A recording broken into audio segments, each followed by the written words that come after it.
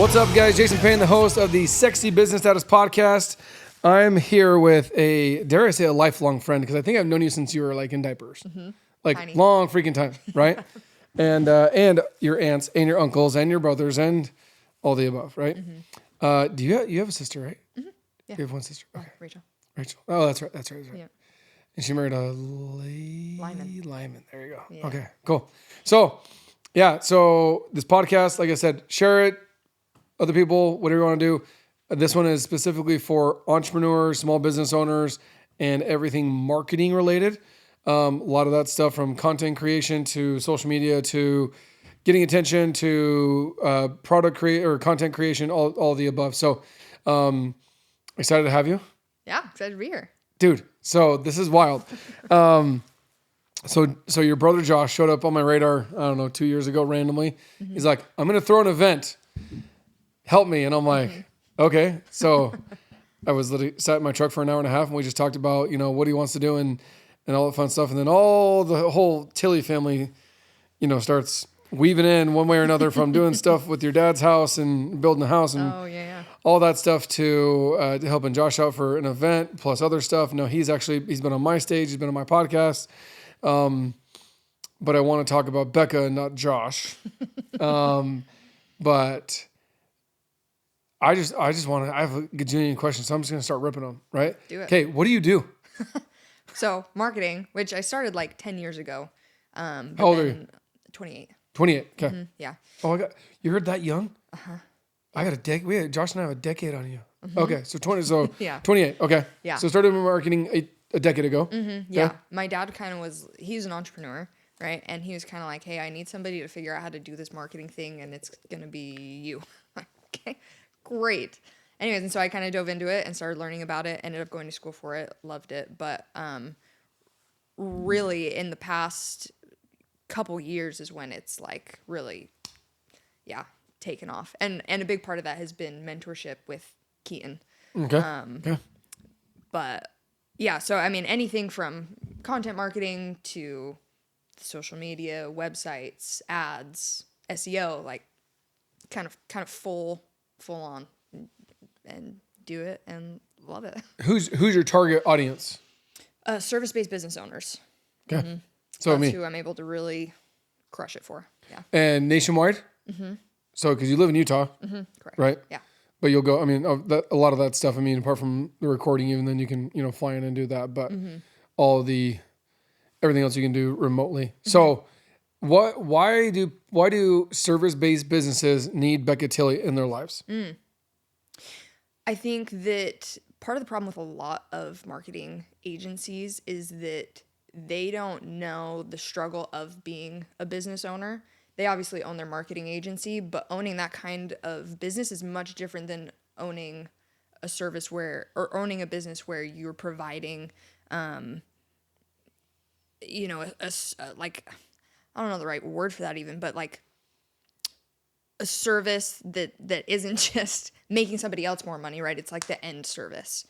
And doing it that way, there's a little more risk involved. And so these business owners, especially if they're smaller, they don't have a ton of cash to spend on marketing, but it's really, really easy in marketing to sell the dream, right? And especially marketing agencies where they're very niche down, like maybe they only have one kind of service, they will push really hard for that service, even though it may not be the channel that it doesn't fit. Right. Or fit right now. Right.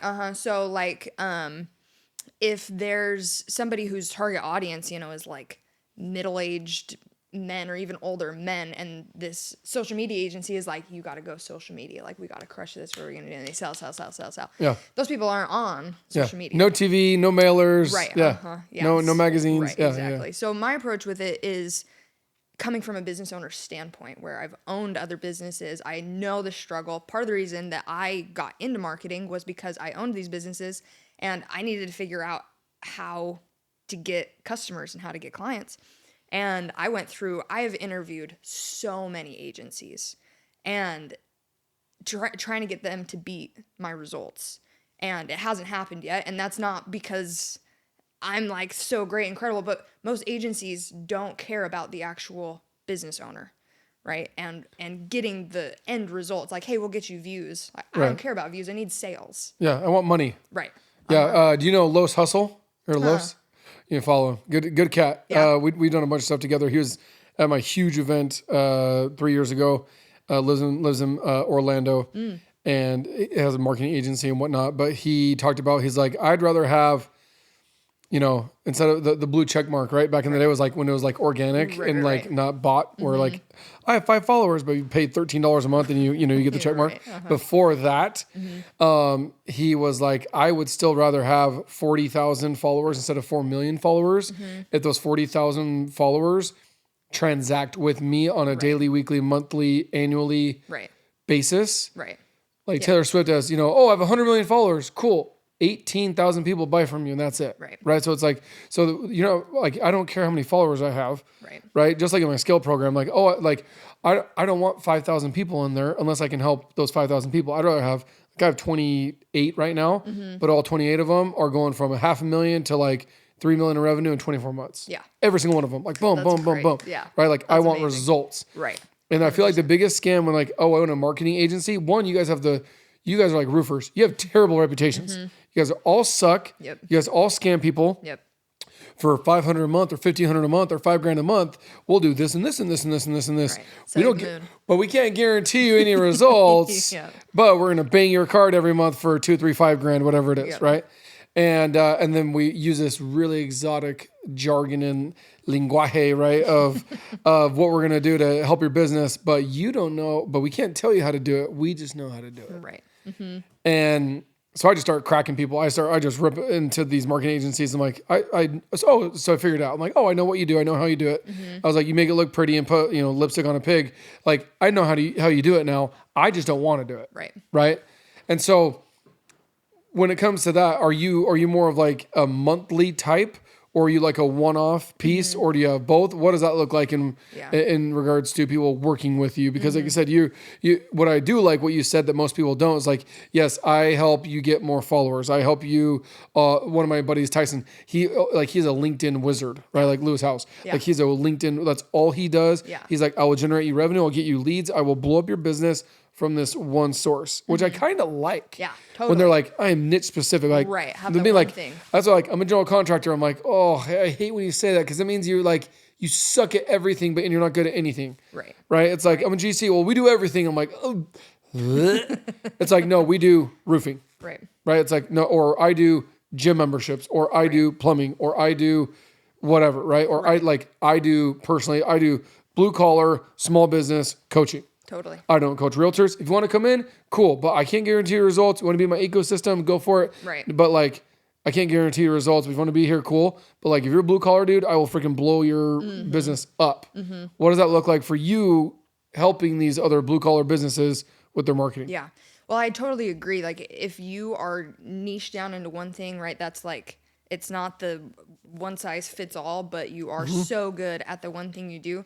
The idea with my marketing agency is that we have that person filling each role, right? So we can say, we're the best at social media marketing, we're the best at SEO, we're the best at websites, because the people heading each of those is the best at that one channel. So you have people that work for you, like, hey, my niche is SEO. Don't ask me to post on Instagram, but when it comes to SEO, I'm a gangster, and you bring that person in, and that's where you can say, hey, we are the shit at SEO because I have someone that works for me. That is their niche is SEO, not all the things. Yeah, exactly. And that's part of the worst things with marketing is you get in the person that sells you, you really trust and you're all on board with, and then they dump you to their minimum wage, manager. Their 1099 VA. Yeah. Right. And it's just the worst. And so that's also part of what I'm so passionate about is I'm never going to pass you off, but I will pass you up,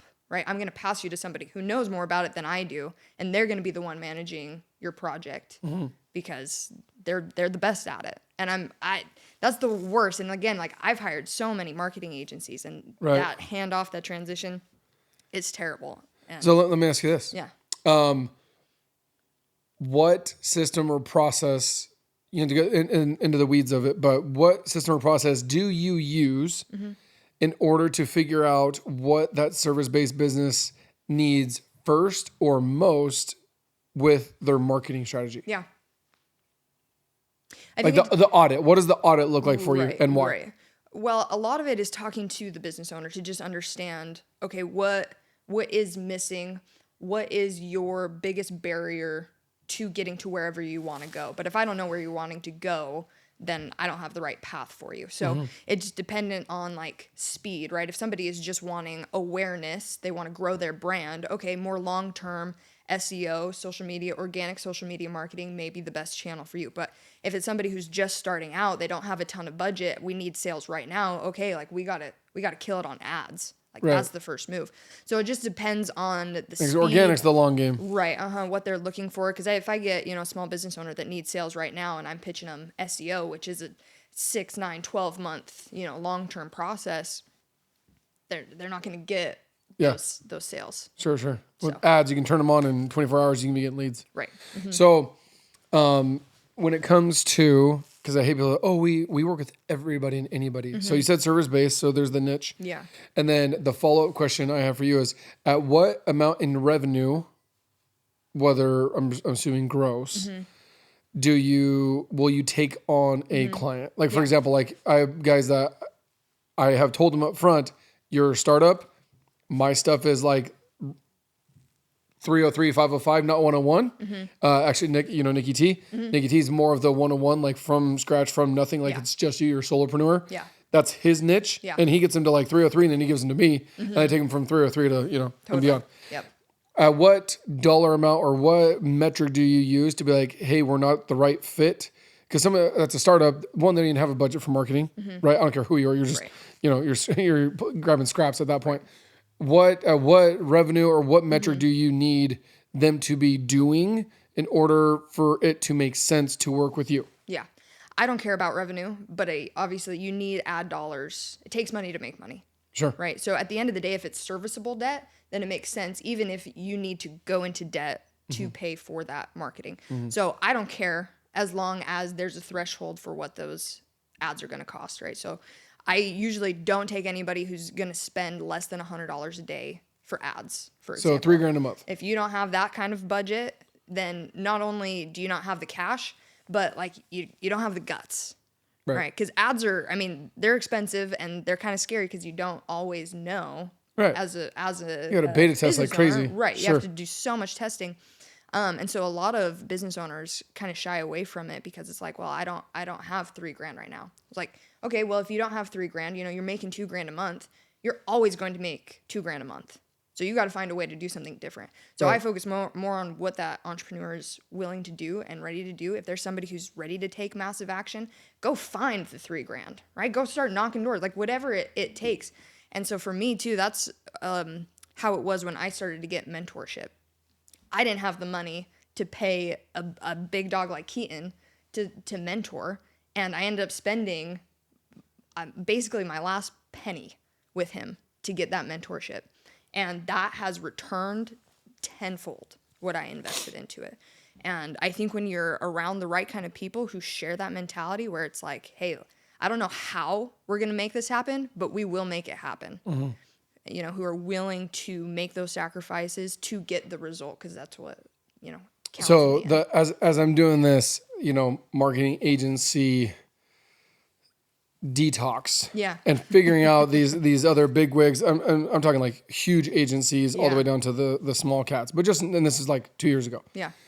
And kind of just dissecting it, that I figured out too, because I hired one, the event that it's actually a pretty iconic event that I threw with Andy Elliott.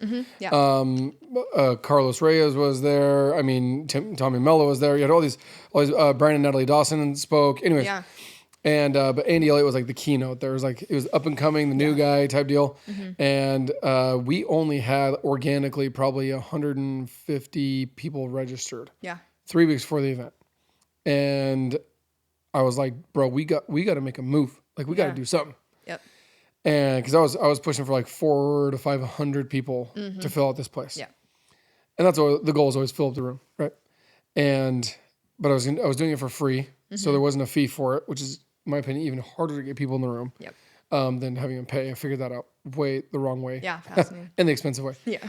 So, but I called my buddy Los and I figured out this thing that you're like, he's like, he's like, I will get you 300 additional people in the room in 3 weeks. And I'm like, holy balls. Yeah, I'm like, yeah, let's go. Yeah. And I'm like, sweet. He's like, cool. He's like, you're gonna need 15 grand in a thing called ad spend. I'm like, our budget for the entire thing for ads was 10 grand. Wow. So he's like 15 grand Yep. in ad spend. I'm like, okay, well that's 5 grand over. I'm like, I'm not gonna die. Like whatever. Right. And he's like, oh yeah, and my fee to make it happen is 15 grand. Yeah. Okay. So I was like, well, 15 and 15, Gilbert High graduate. Yeah. So 15 plus 15 on my phone. It's like, that's $30,000. I'm like, holy shit. Right. I'm like, and literally our budget was like 10. Yeah. And I was like, and my gut just said, do it. I was like, okay, cool, go. He's like, here's the 6 things I need and we'll start tomorrow. I'm like, okay. Because our organic reach, we felt like was getting exhausted at that 175 person range. But I was like, I was literally like, we need 400 to make this thing not. Because I have these guys show up and there's 150 people here and they're expecting, and I told them 300 to 400. Right. Long story short, so I found out, like there's their services is not what your ad spend is, right? So you have like the services, service, right? To make it happen, the doing of it, and then you need to pay, whatever platform, Facebook, Instagram, Meta, whatever it is, right? Google, you need to pay those guys. So there's 2 people you have to pay. Yeah. You have to pay the people that actually implement it, and you got to pay the platform that has that has the audience, Right. And I didn't realize that till he said 15 plus 15. And I'm 15. like, yeah. Yeah. So I told Nick, he's like, I'm going to go throw up. I'll call you later. Yeah. Literally. And I was like, do it. Yeah. So I literally sent him 30 grand. I'm like, okay. And he literally put 400 people in the room. I was going to say, did he do it? There was like 450 people amazing. there. Yeah. It was freaking, it was bonkers. I also put 400 people in the room for free, which is super dumb. Shouldn't have done, but that was the last big free event that I will ever do. I just don't care anymore. I'm like, dude, if you can afford $97 or $497 to come in a room, like don't freaking come. Right, not investing in yourself. Especially in the value that I bring, like go pound salt. Right. So so I found out that you have services apart from not like, I don't want to know like what your monthly or whatever this is, because each package is, I'm assuming, different. Yeah. It's like a la carte based off their needs, but. So you're basically saying you need to be able to invest $3 grand for the platform in ads, apart from your services that range from anywhere between like $2 grand to 30 grand. Right, depending on how hard you want to go. Okay. Yeah. So I mean, at the bare minimum, let's say $2 grand for a base minimal package, apart from the $3 grand. So basically $5 grand a month in order to go into roll, right? And that's, like I said, I think that's realistic based off of, and then from there you can go as hard, just like Keaton, right? He's like, I have hop on my once a call versus like come stay at my house for a week, which is not $100. Right. It's a lot of commas and zeros. Right. Well, and it follows value. Totally. Right. The value that you're getting, obviously, the higher the price point. Yeah. And the more like, I believe in like circle of proximity, right? 100%. The more like in touch or contact you can have with X person or X celebrity or X coach, the closer you get, the more it costs. It just does, because it's time. Right. And I felt like for a long time that was kind of a bogus thing. So many people talk about proximity is everything, and I was going to like these events and stuff, and it was like, okay, this is great info, and like I'm around, more these people with these, separate mentalities, but like I don't feel like I'm changing until I started doing one-on-ones with Keaton, but then also became his content person. So I'm with him all the time. I mean, we travel everywhere and do all this stuff, and I have never dreamed bigger than when I'm around that guy. Wild, it's crazy. Yeah, that you just start to become. And he does like this funny, he like chews the side of his lip all the time, which is funny that I would even know that. But a couple days ago, all of a sudden, I was like chewing the side of my lip. What is this? But that's totally what happens. You follow him and you keep doing it over and over just again. the mentality of it is you start becoming, and thinking and doing like the people in your proximity are. That's funny. Yeah. So, it's funny because Josh and Jalen, they're in Pima, right? Yeah. Little, like there's tiny 500 town. People live in Pima, little tiny town. Yeah. And even Thatcher and Safford, still tiny town. And I ran into them again at GrowthCon, so Grant Cardone's event, right? And I think that one was in Miami. That one was in Miami. Yeah. And Heidi and I went to it, and actually my COO went as well. They got like, I don't know what they paid, but very, very little they got nosebleed seats in the very, very, like way in the freaking back. Yeah. And they're like, you're up here? And I'm like, yeah, bro. And this is like, it was a kind of aha moment. Yeah. And I said, those that pay the most attention. 100%. Yep. Those that pay the most attention. Plain and simple. Yep. Like, phrase it however you want, say it however you want. But I said, well, because what happens, the guys, some of these seats are $15,000, $20,000, $10,000, right? Mm-hmm.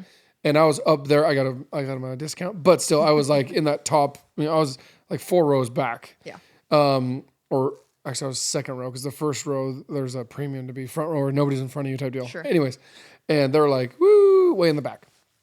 Not a dig at all. The point of the story being is I told them, I said, pay attention to the conversations that you have with those people 40, 50, 60, 80 rows back or in the 300s versus seat floors. Right. Because I guarantee you the conversations you're having with those guys are not the same conversations that I'm having with these dudes up front. Right. No way. Right? Like you're in the helicopter, you're hanging out with Keaton, like the conversations you're having with him or the conversation he is having with his people. Right. All his network. Right. All his network, completely different than in Pima, Arizona. Right. And I told him, I said, Josh, I said, you want to have a bigger influence and a bigger reach, you got to stop playing with small potatoes. Yep. Like you need to, like, your reach need to be bigger. You need to go, like, and so I was like, I'm not saying move Pima, right? Or leave Pima. Right. But I was like, but your voice and your audience and your exposure has to, like, you want to go out to the masses, you got to be, your reach has to be to the masses, not to, a school of 500 kids. Right. You just can't do it. It ain't going to work. Right. So that being said, what was it like, the change going from your dad, like what were you doing before your dad said, hey, come work for me and let's do this marketing thing 10 years ago? Yeah. You're 27. Oh, you're 27 now. Yeah. But you were 18. I was 18. You're so 18. yeah, I like just graduated high school. Out of high school? In the Valley, in Gilbert? Yeah. Okay. Yeah. And my biggest thing at the time, I was really into basketball. So I wanted to go play collegiately. And so like that was the thing at the time, which I ended up doing kind of in a roundabout way from what the traditional kind of plan or path was. But yeah, that I learned then in becoming a collegiate athlete that you could be good at anything if you wanted it bad enough. You could do anything. And so from there, that's kind of I just kind of fell into marketing and ended up loving it. So it was kind of a happy coincidence. So you're playing collegiate basketball. Were you working too? Yeah. So I walked on. So I was doing full-time school, full-time work, full-time What were you basketball. doing for work at the time? I was still doing marketing, some stuff for my dad that was just like kind of like I was just learning, right? So I was like building some websites here and there, trying to figure out ads, trying to still going to school, still playing ball. Yeah. So I was just going like 100 miles an hour. Yeah, it was crazy, and I ended up injuring my hip, and so then I ended up being done with ball. Yeah. Dunzo. Yeah. But yeah, from there I did end up joining a marketing agency. Just I was the minimum wage, manager. Yeah, you're the grunt. Yeah. We'll call them gophers. Yeah, exactly. Yep. And what'd you learn there? I learned a lot. Probably the biggest thing that I learned was how many clients they would take on that they knew they couldn't perforon for. And that I was... But the revenue was there, so we're like, yep, we'll take it. I was doing the work, right? And I knew from very little experiences, like, this is not going to work. Anyway, so I worked there for about 9 months, and eventually I was like, hey, I hate working for somebody else. I can't do it anymore. And so I left and I took on my first client, replaced my income with one client.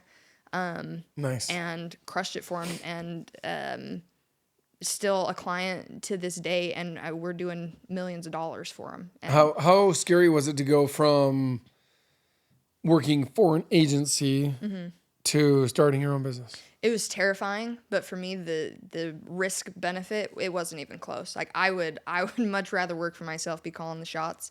And I believe in myself enough to figure out how to make it work than to continue to just kind of live the grind. That just wasn't in the cards for me. Gotcha. Yeah. So fast forward a decade. Mm-hmm. How many people work for you right now?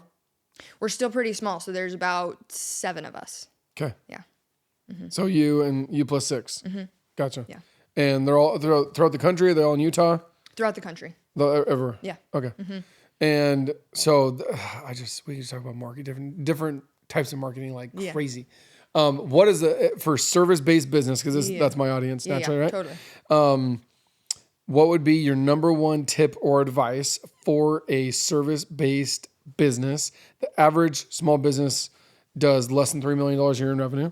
So they're probably anywhere from upper 100,000s to 1.5-ish. So about $1 million and a half on average. Yeah. Right. There's a gajillion of us. Right. And we all sit in that sweet spot and then we die. Yep. Or we crank and we go. Which is true because that's literally my entire ecosystem. They're all they're not doing 100 grand a year. They're doing anywhere a minimum $500,000, but 6, 7, 8, 900,000 all the way up to no more than 3. Or if they're 3, they're not. There's the dead zone's 3 to 8. There's no way it's like, oh, we're doing 5. Like you're gonna die. Yep. I'm like, you either gotta like zoom, you either like sprint or you need to like backtrack. Yep. What would be the number one marketing? I know it's different for everybody, but just stereotypically, what would be your number one piece of advice for that person? Yeah. I think people confuse marketing for quality of service, right? So marketing is not the spark of your business. It's the gasoline to it, right? So if your product or your service, right, in this case, your service sucks, marketing is not going to do much for you. Ah, so good. Right? If you're a douche, it don't matter. Right. Yeah. But if you are the most value or you are offering the most value in your niche, you dump marketing on it. Marketing's the gasoline, right? That's just going to take it off. But it's all about providing the most value. If you have the most value, you will always be the number one in your niche. So if you're not, like, look at what competitors are doing. What are they offering, right? Not just, like if it's discounts or whatever, but the actual service plus additional benefits, right? And kind of painting that picture, painting the dream result that client wants. And if you can communicate your value the best, you will always be the top service. Money will come. So I have a business doing $1 million a year. I'm great at what I'm an HVAC guy. Yeah. Just an example, right? Yeah. I have an HVAC business. I've been in the HVAC industry for 10, 20 years. I can fix anything, diagnose anything. I can swap out units with my hands tied behind my back, eyes closed in the middle of the night. Why is my business going to fail if I'm so good at what I do? Because you don't know how to communicate value, right? So a lot of times on calls will be, okay, what separates you from your competition? And the answer always, we provide the best customer service. Okay, what do you think? What does that mean? If I'm on a call with your competitor right now, what do you think they're telling me? We have the best customer service. The exact same bullcrap. Right. So you have to be able to communicate that so clearly. Yeah, Alex Hormozy says price is only an issue and value is in question. So if your value is not in question, you have no problem making money. Price is only an issue when value is in question. Yep, 100%. I'm like, you haven't overcome the objection. Right. The objection might be your value. Right. Right. Or communicating that. How often should people be promoting themselves, not ads related? Yeah. How often should people be promoting themselves on social media? Oh, constantly. Right. Social media, we talk about it being a long-term game, but it's necessary. People are on their phones constantly. And so what's really cool about being in kind of a blue collar or even service-based niches is that people love watching that kind of work. So I have it's very fulfilling. Yeah. A client in Tennessee that's a roofer. And we've been posting tons of videos of them just showing the work, like ASMR or even like the satisfying kind of stuff. And what does ASMR stand for? I don't even know. But do you know what it is? No idea. Okay. It's like just the sounds, like the satisfying. Oh, like the nail guns, like pop, pop, pop, pop. Yeah. Oh yeah. I can hear it from a mile away, and I'm like, oh, someone's doing a roof. Yeah. So I'll let it drive around and figure out who they are. Yeah. So they're a metal roofer, but so they'll just post videos of them like cutting each panel, right? Rolling up the panel. We'll get millions of views. Self-toppers. Yep. Yeah. So it's so easy with niches where there's actual like labor being done. People want to know what a day in the life of that looks like. And so you can grow your audience. You know, we talk about how we don't just care about the views. With that being said, even if you're producing amazing content and nobody's seeing it, you're not going to be able to close anybody. Grant Cardone, right? if they don't know you, they cannot and will not flow you. Right. Yeah. Right. So you have to grow that really big, get as many views as you can, and then start kind of compacting it, right? And putting out content that is drawing in the actual buyer. But first is you got to get seen, right? You got to be known. So get those views that way. I'm not seen. I'm not known. I'm terrified of social media. I'm really good at replacing HVAC units. I'm doing $1 million a year. I've been doing it for a decade. I need to get more views, more followers, more income, more revenue. Like, where do I start? Yeah. First is to suck it up. Like, I get it. Being on camera is the worst. It is the worst, but you need to do it.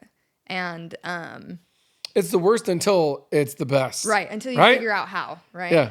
Cause like, I feel like I am on camera every day. Yep. Like I was just at Desert Vista High School for 2 of their honor classes and 1 of their beginner classes, literally from 8:30 to 11:30 today. Yeah. And I was on camera the entire time, Yep. like talking to their students and all that stuff. And then I'm like, then I'm going to go on a podcast. And then after this one, I have a office tour combined with the podcast after that. Like that's my day. Right. And I'm like, so like I'll be on camera for 8 hours today. Like it's wild. Yep. But how do you go for, you said, suck it up, like roll with that. Yeah. Yeah. I mean, you got to be in front of people, right? And growing your network. You are always going to be the bottleneck to your own success. So if you're bad on camera, but you need to grow your audience on social media, get good at being on camera. How do you overcome that? That's the answer. I think it's through mentorship. That's what's been the most successful thing for me, right? But your mentor's not going to press the record button for you. Sure, right. So part of it's just doing it, right? You just got to jump in and do it. And so that's why I say a lot of times I will only work with entrepreneurs who are ready to take action, right? That aren't passively just, hey, just like do this and like I don't want to hear about it. I don't want to think about it. I don't want to. Okay, like I can do that, but these are going to be much more successful if your mind, your heart, right? You created this business. You need to be a part of it, right? And showcase why, again, in communicating value, nobody's going to do that better than the business owner because it's what they love. It's what they're passionate about. Yeah. So, yeah, I mean, and they have the most experience with it too. Right. So they can relate because I have people that like don't know the jargon, don't know the lingo, have never like they're not a roofer or this or they're that. Right. And they try and talk about it. I'm like, you have no idea what the crap you're talking about. Right. But you're the face of the company or you're the one posting or whatever. But I love that you said mentorship because I feel like that's where the accountability part comes in. Yeah. But like at the end of the day, it's like if you're not going to press record, right, whether it's with these nice, multi-$1,000 cameras and this podcast studio and yada yada, or with your freaking iPhone selfie mode, like I literally did what that's all it I takes. literally did a selfie in the Desert Vista parking lot 2 days on my phone. Yeah. Of me saying, hey guys, I'm going to go talk to all these students and I love the youth and I love giving back. And they asked me to come. There's a lady that I know that's a teacher for their business and marketing class at Desert Vista. And she's like, hey, we come speak to my kids for 3 different classes. I said, yeah, sure, let's go for it. Like I did a video of me telling people that I'm going to go do that. Yeah. And then I got pictures of me while I was doing it. But like, even like if I don't do it, no matter if you have Keaton, the muscle jumping down your throat to press the damn red button. Yep. Like you have to just take away the coach part. Even if you don't get mentorship in the very beginning, you don't have the money to do it, you don't want to do it, you don't believe in it, whatever. You still have to press the freaking red button. Right. Like if you don't press record for you. Yes. Or if you don't go into that office, we talk about only about like video or only about content, like screw the content. If you don't go into the freaking office and you shake someone's hand and say, hey, I'm Jason Payne. I'm own State 48 Roofing. I want to add value to your real estate business, to your restoration business, to your general contracting business. Like, if you don't go into that office, do not expect results. Right. Like, that's, you got to freaking, like, you got to take action. You got to grow a pair. Yep. Jeez Louise, man. Right. And I think that's the case with, I mean, at every point, right? Like, we talked about that with ads. If you're not willing to take the leap, you're going to remain the same forever. So you will always be the bottleneck to your own success. So grow. You know what's crazy is I heard, I don't know who said this. Holy crap. I'll have to ask Nick. It says you can't outsource push-ups. Yeah, like exactly. You can't. Right? Like the dudes that are ripped, like I don't care who you are, take as many peptides and hormones and steroids and hydrogen water and whatever bullshit you want. Do all that fun stuff. Yep. if you don't do the work and you don't work out, you will not get the abs and the bicep vein and all that stuff. You just won't. Yep. Have to do it. But even if you pay an agency $5,000 a month with $3,000 in ad spend, you're spending, $100,000 a year with this agency. If you don't press record, now they might force you to be like, hey, start talking and I'm going to have a camera right here and you have a conversation. Yeah. But like until you decide that it's worth it and it's going to make you money, you're not going to do it. Yep. 100%. It's simple. Like it. You pay all you want. Cool. Yeah. I pay Becca Tilley and we pay thousands of dollars a month to her and we pay thousands of dollars in ad spend. If you don't go and create the content and press the record button, whether it's with a professional videographer, with a, like I said, $1,000 camera or a freaking iPhone, right. If you don't take action and start like going to the office and shaking that hand and going to that happy hour and going to that event, right. And you don't actually just start taking action, you are stupid to assume that you should get any sort of result and any sort of leverage and any sort of momentum in your business. Right. Expect complacency, expect average, expect mediocrity, and expect your bank account to reflect as much. Right. It's not complex, right? It's simple. It's just a matter of are you going to do it or not? So Hermosi said that the other day. I was watching one of his reels. He said that they put out 250 pieces of content a week. Yeah. Right now. It's crazy. He said his goal in the next 6 months is to be doing 1,000 pieces of content in the next 6 months. Yeah. And he's like, the wild part, he's like, it's dull and it's boring. And it's like mundane. Yeah. It's like over and over and over and over again. Because it's not like you're not creating, even in marketing, you're not coming up with like, oh, we're going to do this next and this next. Right. Dude, it's literally the same shiz over again, right? Like basketball, dude. Right. Like the reps. Dude, Michael Jordan, what do you do? There's not like a 6-point shot. Right. Exactly. Like Steph Curry, cool. Shoot it from the other free throw line instead of the normal free throw line, and you shoot it, 150 feet instead of 10 feet. Same points. Same points. Yep. Like, it doesn't matter. Kobe's the best, dude. Kobe, like, he didn't have a bigger bigger hoop. Right. Like, you know what I mean? Right. In business, we can actually cheat and get a bigger hoop if you, like, there's strategies with that. But the point of it being, like, you just got to put in the freaking work. Yep. The reps. That's all it is. And it's dumb. It's the same damn free throw. It's the same freaking layup. It's the same jump shot. It's the same turnaround. Like in business, it's the same freaking crap. My buddy Jason Jarvis talks about that. He's like, master the dull and the boring. When you can truly master the dull and the boring and the consistency with the dull and the boring over and over and over again, all of a sudden you look up and you're like, I built this thing. I did this thing. Like, holy crap, I have all this stuff and all these things. I'm like, dude, all you did was just do the exact same thing a gajillion times. Right. Yeah.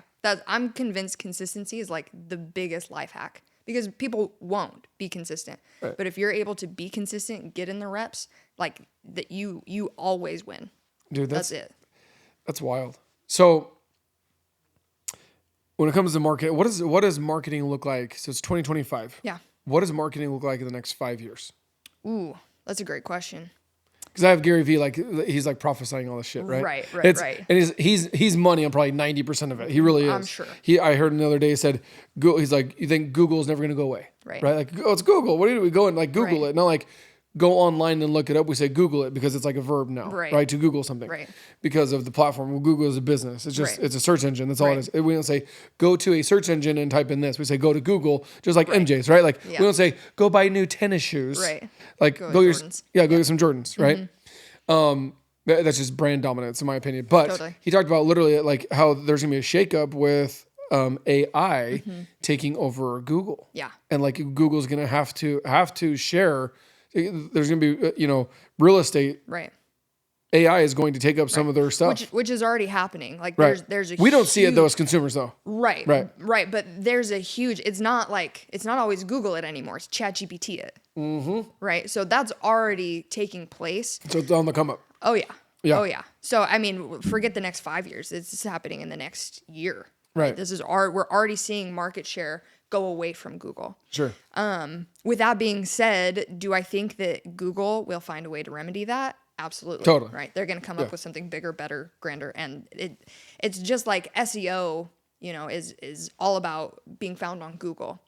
But now there's the first thing that shows up on Google is the AI answer. If you go to Google something, it's no longer your normal search results. It's the AI answer. Okay. So now how do we get our websites ranking into the AI chat, right? And then now you can start pay to play with AI to where Right. I'm sure there's gonna be sponsorship opportunities and ad opportunities Right. to run on AI, because if they're like, hey, chat GPT it, and it's like, oh cool, it's like, well, here's, State 48 Roofing's version or answer on chat GPT, not just on Google. Right. So it's, Right. And I think that social media is going to play a massive role in kind of integrating all of it. So, for example, this even happened the other day.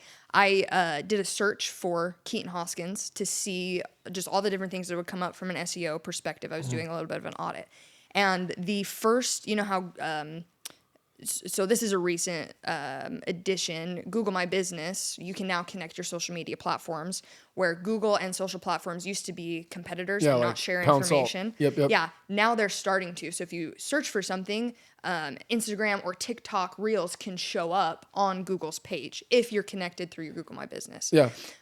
Google is smart because they're like, oh yeah, click on that. Then it sends them to Instagram. They're like, no, we compete against Instagram. We want we want you to go to YouTube, not to Instagram or Facebook or TikTok or whatever. So that's what's changed though, and they're starting to integrate that.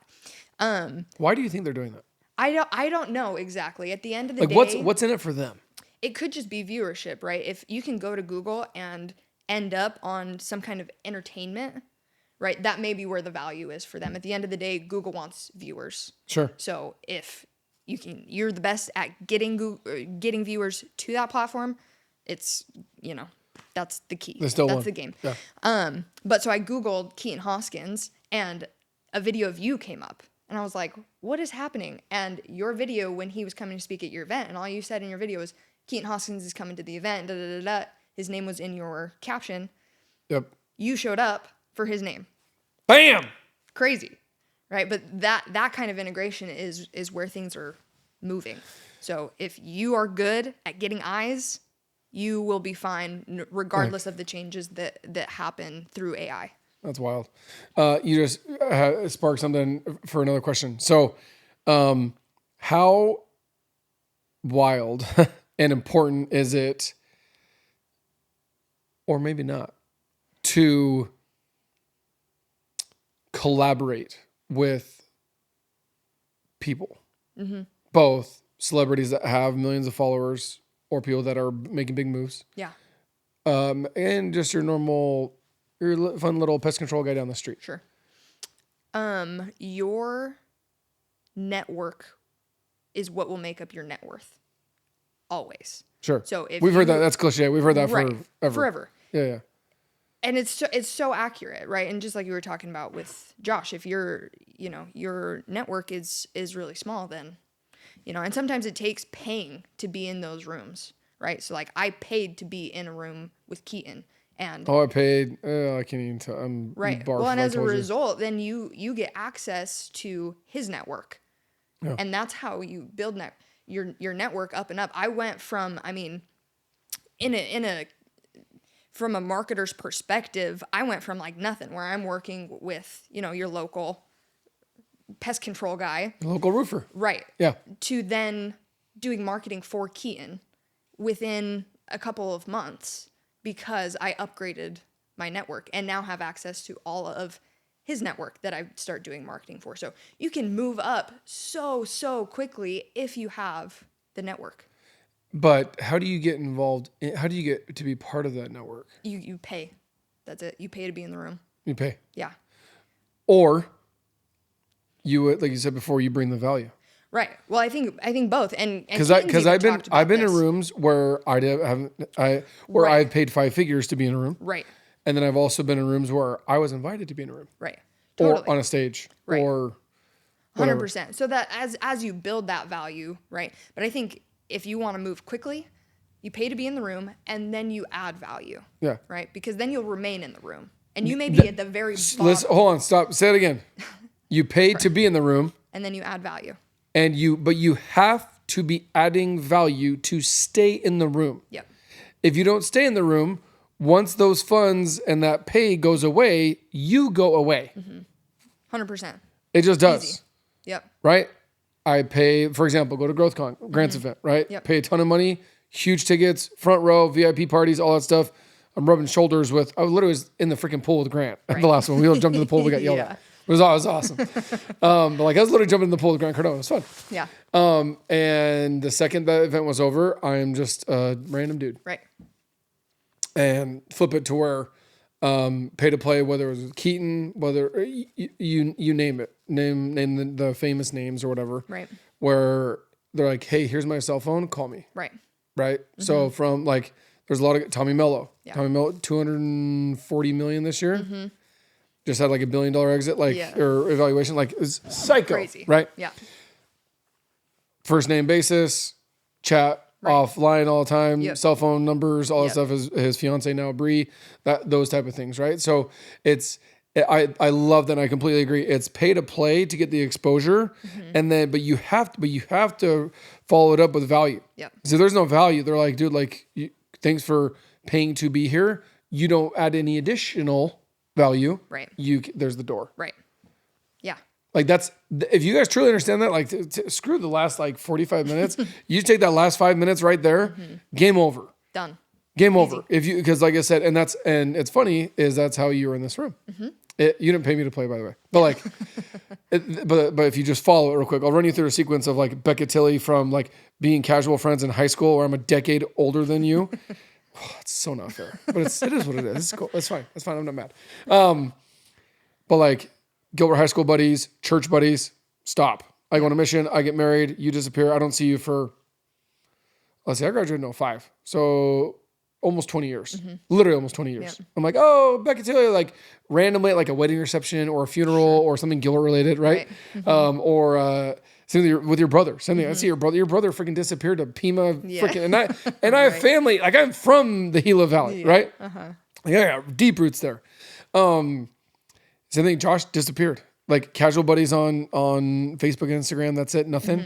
And then he hit me up about events. And then like just fast forward, like he got on my radar and I helped him through an event to where I sponsored an event. Now I got up on his stage. Then I got in front of Keaton because of Josh. Yep. I knew who Keaton was. Yeah. But then like I went to his Limitless Society event, so I paid to play there.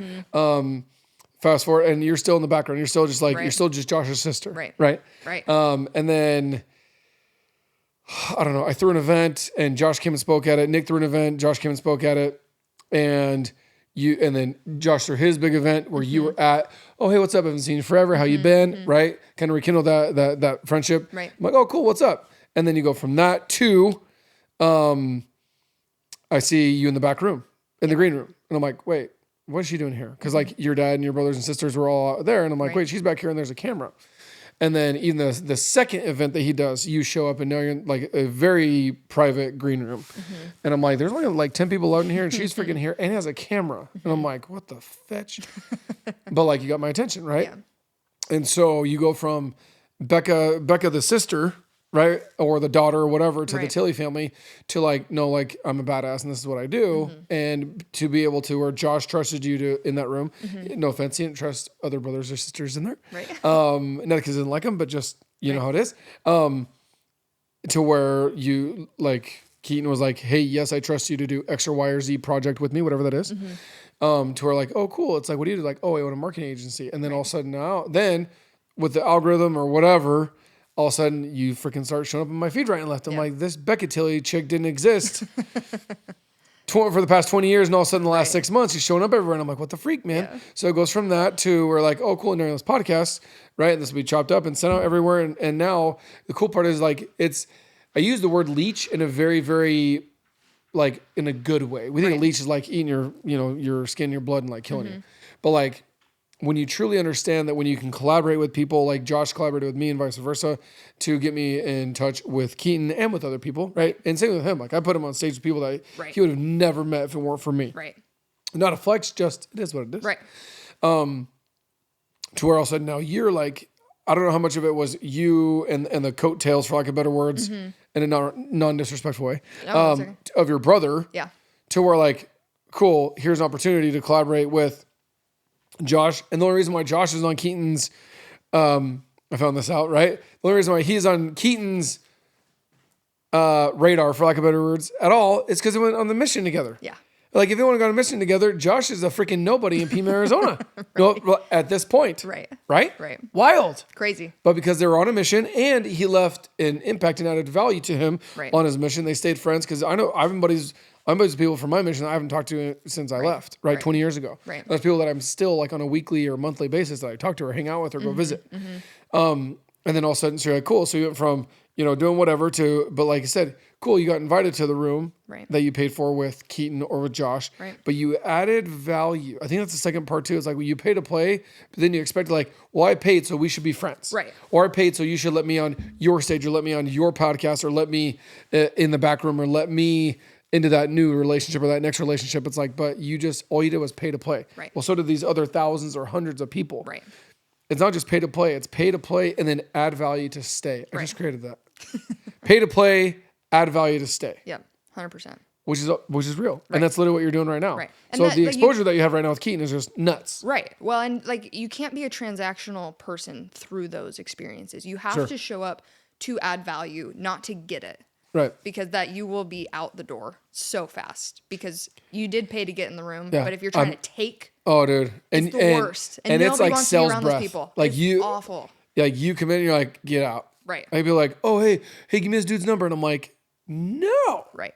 Like, even if they say yes, I'm still not doing it. Like, that number is earned via value. Right. And I'm like, you just want to freaking, bug them and pitch your bull crap, whatever, this and that, or whatever. Instead of like, no, like it's genuine and like this person wants to help you. Oh, cool. Yeah, here you go. Yeah. Easy. Right. And I think people kind of overcomplicate it sometimes with what they think adding value means. It doesn't have to even be like a service that you're providing. Like it could literally be energy that you're bringing. So 1,000%. Like at Josh's event, Damon West spoke that first one. Love Damon West. And his big Coffee bean. Yeah, his big thing was you can either affect a room or infect a room, right? Ooh. All about your energy. Are you taking or are you adding energy to that room? So if you come in with amazing energy and you immediately become interesting, right? And people want what you have. So it can be the smallest thing. Go into that room, have good energy, care about people, and that's all it takes to start that conversation. Well, and have that giver's mentality, right? Like, how can I give to you? How can I add value to you? That's how I got Keaton up here. Yeah. Right? Take away the fees and all that kind of stuff. I'm not going to get into the details of that, which is not relevant, but like it was much more of, hey, you are adding value to Josh and helping Josh out with his event. Yep. I'll come. Right. In a nutshell, was like, hey, this is what I do. This is how I roll. Here's my fees. Here's this, because I didn't bring any value. Right. So it became a transaction. Right. Cut me a check. I'll come speak. Mm-hmm. Cool. Yep. It's like, hold on. I bring value. He's like, show me your cards. Right. Right. Exactly. Take your clothes off. Let's see what you got. And that's literally what happened. Yep. And he said, hey, cool. Like he's like, oh, as me and Josh value here, and here. He's like, cool. Not a problem. Yep. Let's roll. Yep. Just like that. Mm-hmm. In a matter of like a week. Yeah. It went to that. Quick. And I made a phone call to Josh. Sure. Right. And that helped. But like, if you don't bring value to people, you become a transaction. 100%. Right. Yep. Nobody loves the CEO of Visa. Right. Right. Because it's a transaction. Exactly. Gets the job done. There's no emotion there. There's no value there other than you're helping me get this product. Right. But there's nothing more than that. Mm-hmm. Yeah. Right. It stops there. Yeah. So you pay to play. You pay 3% and you get that transaction. Right. And a lot of times the value can come just from your network. Right. Like totally. The value that you're adding in that is your whole network. Right. And so that, again, you gotta pay to be in those rooms, add the value. And as you add value there, you're getting value back. Yeah. Everybody who like doesn't like a lot of these people that we talk about. Yeah. Not Joshua Keaton, but other like big names. Yeah. And he's like, they're all fake. They're all full of crap. They're all shady. They're all cheaters. They're all this, they're scam artists. They're whatever. Yeah. And like, some of it's true, but not the point. But I was chatting with him, like, there's also a different level of like, even if they are not the best person in the world and maybe might not make the best business decisions or marital decisions or life decisions, but like a lot of these guys have made mega impacts. Yeah. Life change, like Grant Cardone, for example. I know people that like wish that he was dead. Yeah. Talk shit about him, hate him, scam artist, F me out of this, F me out of that. That dude has changed my life so so much. Yep. From his Cardone University platform to his like 5 or 7 books that he has that I've like memorized, right? To the growth cons. This is his 10th one he's doing in March. Yep. I've been to 9. This will be my That's 9th one amazing. out of 10. I only missed one, and that's because my wife had a baby. Yeah. And she's like, if you leave, you don't come back. And hopefully Grant has an extra room for you. I was like, okay, we'll go. But literally, been to 9 out of 10 because there's so much value that he brings that I've implemented into my life and my business and my marriage. Yeah. That I'm like, he might be like a scam artist or like turn people off or people don't like him or this or that, but like to each their own.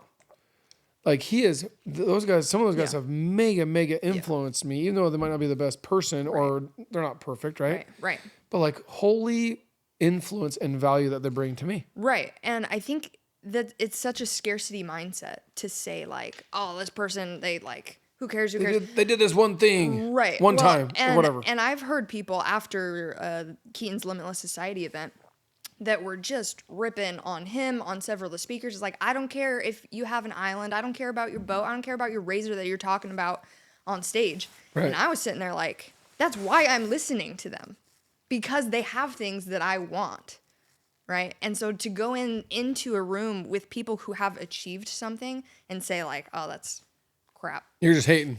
Yeah, like nobody wants to be around you. That's the infecting energy. Yeah, I was gonna say value. like, dude, your attitude sucks. It's the worst. Nobody wants to be around it. Yeah. So why, like, it benefits you nothing to have that kind of attitude. Yeah, let's end on this. So Brandon Dawson and Grant Cardone, they're business partners, right? Yeah. And I'm very well connected with Brandon and Natalie and the programs that they do. I've been in all of them, and they've helped me tremendously. Yeah. And I've stolen a lot of their stuff because it's just so valuable. Yeah. The PPS, personal professional financial goals. I teach that? I do that religiously in my business. I teach it, and Natalie and Brandon came up with it, right? But like something that Brandon and so Grant's phrase is no negativity allowed. Then and I like swear by that. Like there's no dudes. I'm like, dude, get out. Yep. Like I'll fire people. I'm like, dude, you're actually great at your job. You're just a negative person. I come by you and I'm like, you're an energy vampire. Yeah, culture. Yeah. Right. And I'm like, get out. Yep. And Brandon's this has helped me so much in business. Right. Whether it's been gangster and cranking or been a freaking shit show. Yeah. And the roller coaster of being a business owner. But like his is there's no emotion in business. One of my favorite quotes that saved me a ton of money, ton of time, ton of like psycho conversations. Yeah. Like you see like on movies, right? People like throwing stuff and F you and cussing them and raising their voice and yelling at each other like when somebody exits a business. Yep. And I'm like, dude, I was like, I never had those. Yep. It's like, hold on, whether you're coming, there's no emotion. Whether you're leaving, there's no emotion. It's like, you don't have a soul. It's like, no, I have a soul. It's like, it doesn't mean you can't be emotional. Right. It just means that you need to have no emotion. That way there is logic in your decision making. Right. Yep. That's that's a classic Clark Tilley. We don't make emotional decisions. Oh yeah. Yeah. Is that his yeah. jam? Yeah. That's one of his trademarks. Yeah. But that's, which is so true because it's like, and that's why like if there's no emotion in business, like you can make decisions faster. Yep. Right. And you're not dealing with like, I have 80 employees. Right. Imagine dealing with 80 personalities. Like, bleh. Yeah. And they all still have them. Right. But I'm like, hey, you got to check yourself. So when we have this conversation, you will leave the room. No, I don't think you're a dick. I don't think you're mean. I don't think you're a bad person. Right. You will leave the room.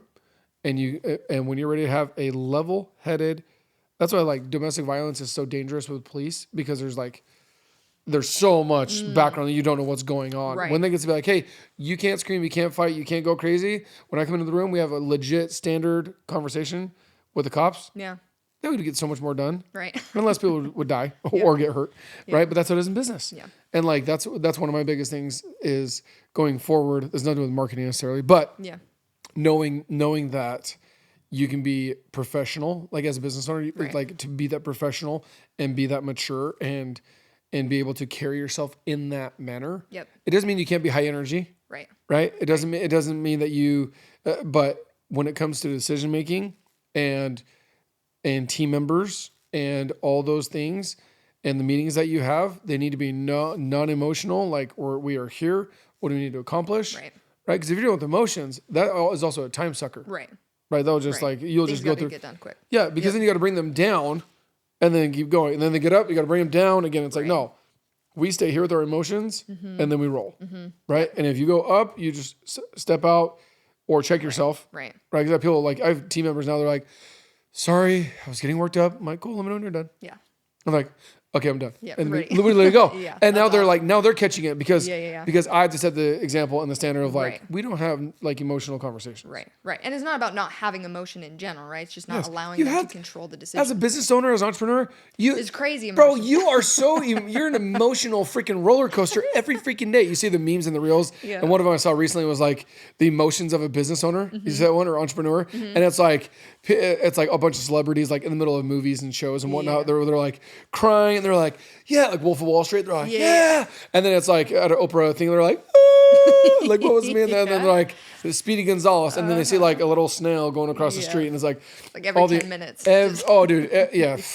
I wish it was even 10 minutes. But like just those emotions. But like you have to carry yourself in a professional way Right. in order to get the job done because money loves speed. Right. One of my favorite quotes that I use. I'm like, hey, like we got to go. Yep. Like what do you need? Like we need to move on. Let's roll. Yep. Let's go. Yep. And that's in my office at home. I have a picture that just says "fail faster" on it, because that's Fail faster. fail faster. Yeah. Like, don't waste time trying to like, oh, woe is me, or like I made the wrong decision. I gotta figure out, or like this person's mad at me because I fired them or whatever. Like, you are not going to be perfect at doing it, but the quicker you can go, then you can make a million decisions before another person's making one.